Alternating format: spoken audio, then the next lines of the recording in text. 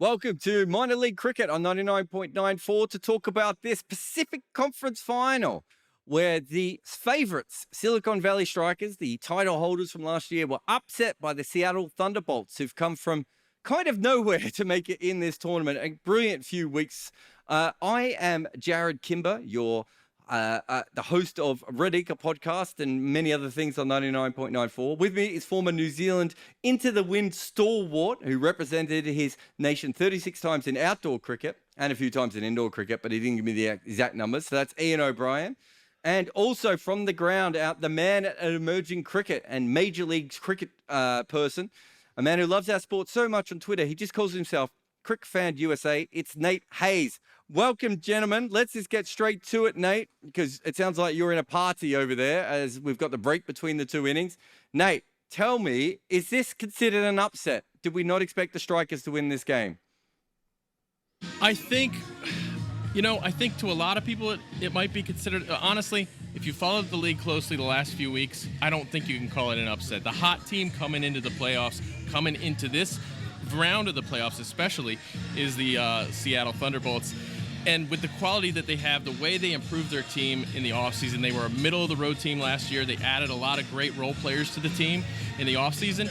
We kind of picked them to make it into the playoffs, and at that point, it's anyone's game. There are only 8 teams out of 26 make the playoffs, so you got to be good. You got a chance if you make the playoffs, basically. Iain, throughout that first innings on commentary for 99.94, you were quite harsh on the way that the Strikers went about it. It wasn't so much that the bowling was terrible, but they didn't seem to match up the bowling with the plans that they needed, did they? The bowling wasn't terrible. There were bits that were very indifferent. I think that's fair, but the fielding certainly didn't match up in terms of fielding positions and the planning that goes into the positions. It was very obvious that some players hit in certain areas. That was their strength, and on that kind of a pitch, as the game developed, you had to change. You had to roll with it. And I don't think the Strikers at all worked out where their fielders should be. Fine leg, third man, such a massive scoring part of the ground in that game, and they just forever left it vacant, and that frustrated me no end. And I think with the bowling, the quality of bowling in places, but with the fielding placements, I think there's 40 runs that the Thunderbolts have overscored. I think they're 40 plus, about 40 high, and that's an easy win for the Strikers if you take off those runs, even half of those runs.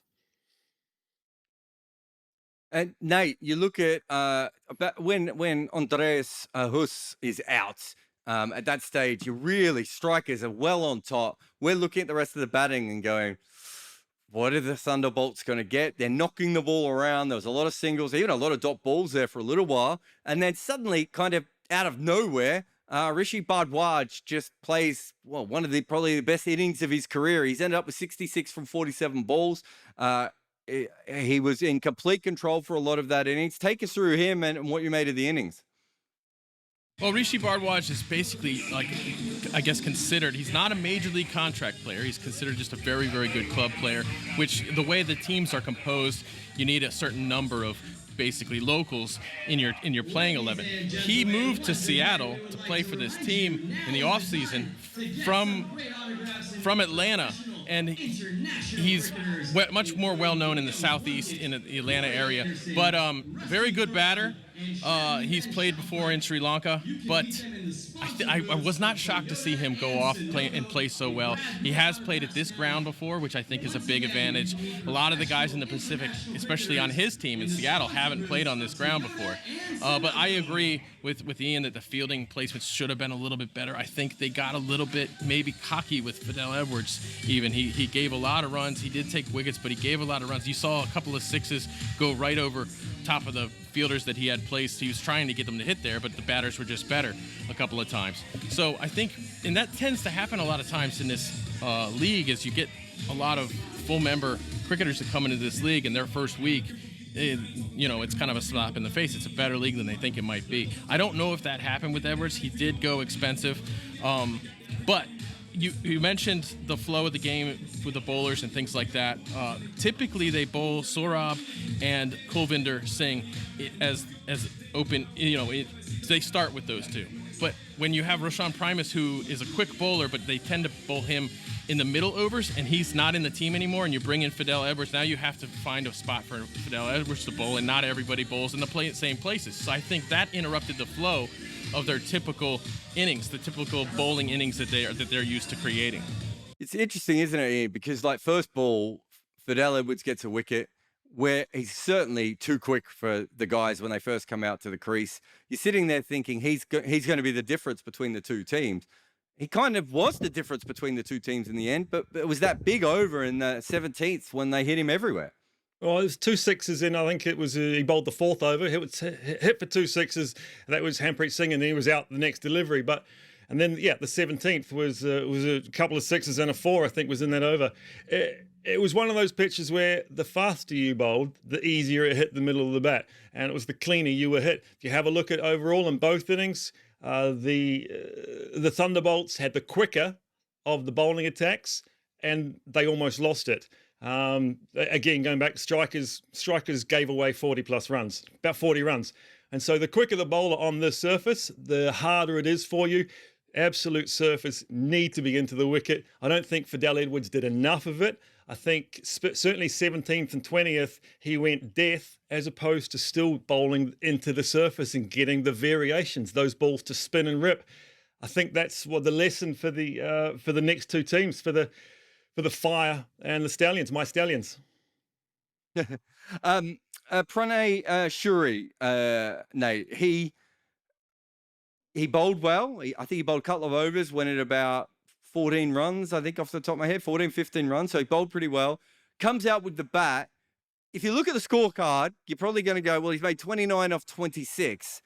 But Lendl Simmons was maybe the most important innings because, and he looked like he was going to win it for the Strikers.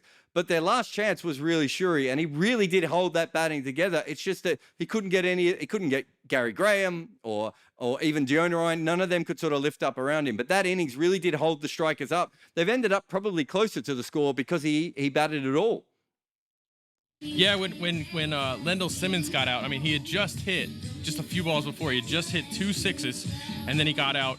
They were well underway at that point.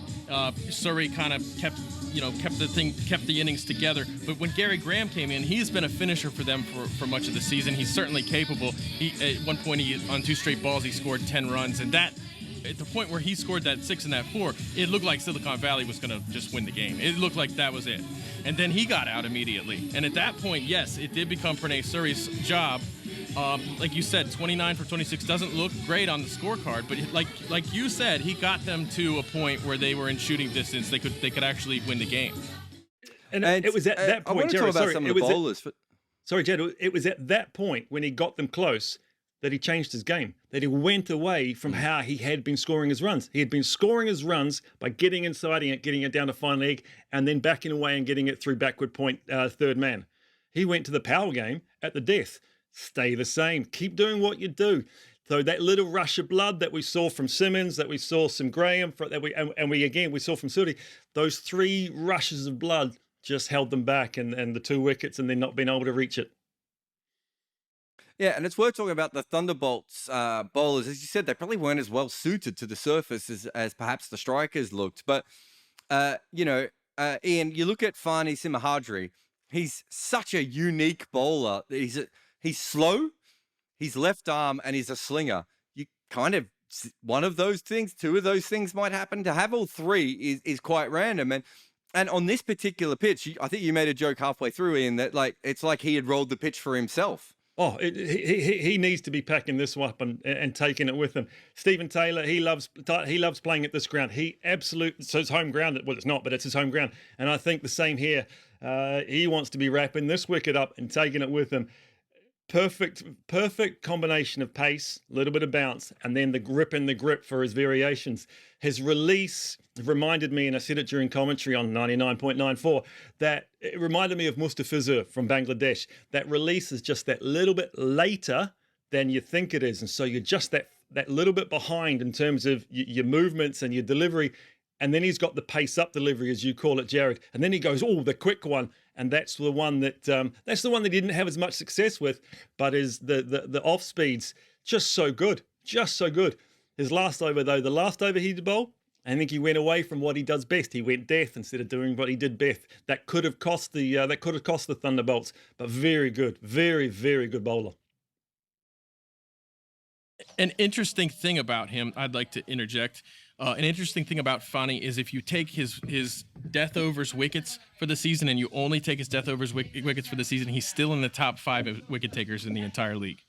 Yeah, for me, he's got that kind of like Harshal Patel or Benny Howell like difference, if you know what I mean. He's different enough that all the way through the game, he's going to be hard to score off at the rate you want to score off at him. He's a fascinating bowler. I looked at his record beforehand. I don't understand why he hasn't played more, top level cricket. But then you look at him and you go, well, I understand why selectors haven't picked him. I still think they're wrong, but that's a whole different conversation. Nate, here's another one for you. If you were to say the Thunderbolts won this game, I reckon you would have guessed that Harmeet Singh makes 40 off 15 balls and then comes out and gets 3 or 4 wickets and doesn't get hit off the square. He made 20 off 10 or 20 off 12, I think it was. So 22 off 11. I was so close twice. I was on both sides of that, and you had to correct me. But yeah, so he batted okay, but was out quite early. But his bowling, he went for runs, right? That's not what the Thunderbolt would have expected. He's been such a good player for them.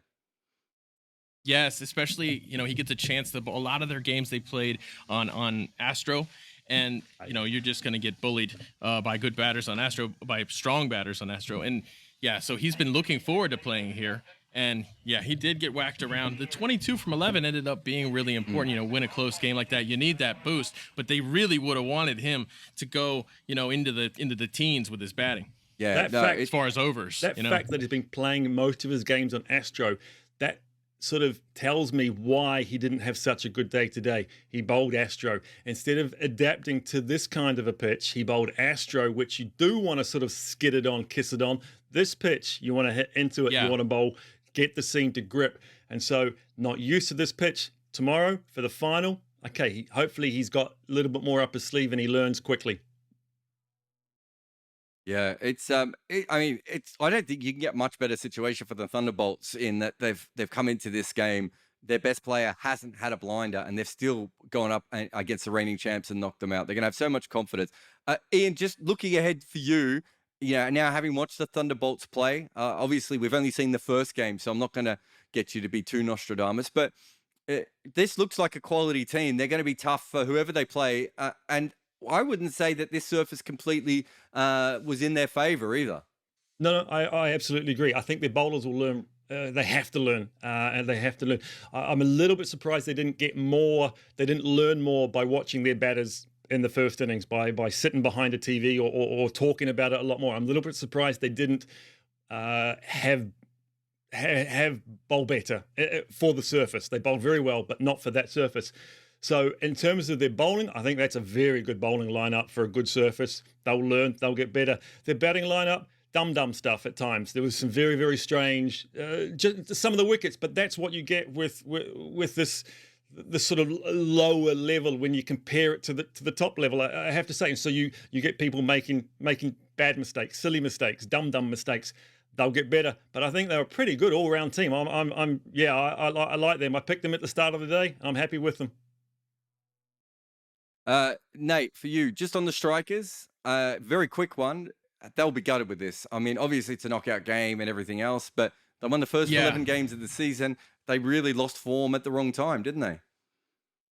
Yes, and they won a lot of close games too. One of the things, you look at a team that's got the record that they have, you might think, oh well, maybe things were too easy on them all year, and finally it got tough and they just crumbled. But that's not really the case. They had a couple of close games that they won by the skin of their teeth. So they pride themselves in being able to close out a game like today, and they just were unable to. And I think really the big problem was Simmons when he got out, and when Gary Graham got out. I thought. Yeah, after Gary Graham got out, I thought, okay, this is probably going Seattle's way, because that was, they have guys who can hit big down the order, but you want a guy who's, is used to finishing the game, in that spot. And just on the Thunderbolts, it is incredible the way that their team has come back from basically not even look like they were going to make the playoffs and be where they are now. There's really, looking at this team and the way they're playing, the confidence, there's nothing to say that no matter who they play in that final, that they're not a very good chance of winning. Look, they've. Sorry, Nate. Absolutely. Sorry, Nate. I'm going to jump in here because It's I've okay. got a wonderful stat. Go ahead. Last 4 games, they've scored at 11. Before today, they've scored at 11.4 runs per over. That was the stat you gave me, Nate, but I had to get it in. That's how they only just qualified on net run rate. Only just. They've had to catch up so much, and so that confidence. Some people call it momentum. Hate that word, but they're playing and they understand and know how to win. That confidence goes so far, and they found a way to win.